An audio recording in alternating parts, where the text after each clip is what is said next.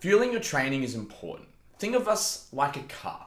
The more you train, the more you travel, the more you need to fuel your car to make sure it keeps performing. Of course, regular oil changes and engine checks are always going to be key. Same with our body.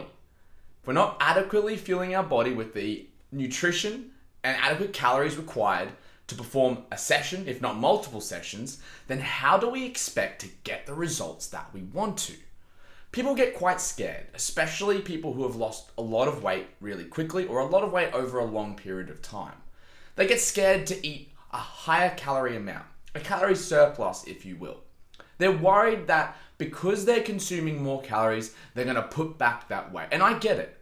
My partner Jess is very similar. She was 101 kilos when I first met her. Then, after years of correct dieting and exercise, she dropped all the way down to roughly about 75 kilos where she maintains these days. One of the most impressive things was her weight loss, but unfortunately with that weight loss came the fear of getting fat.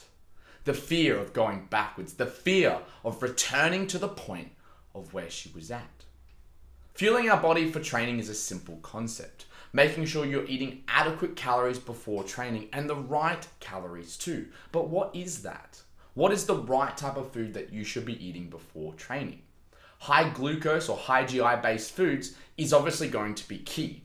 A lot of dietitians and nutritionists recommend protein and carbohydrates before and after training to make sure that glucose in your muscles is adequately restored, or the glycogen in the muscle. What would I recommend?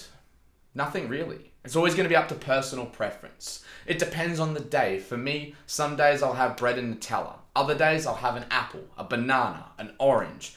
Other days, then again, I'll either eat cereal or something that's light and easy to consume before training. At all costs, you want to avoid fat. Post-training, I might have a protein shake and another item of fruit. Maybe a Zupa Duper or some sort of flavored ice block. Something to get that fast sugar back in, to replenish my muscles.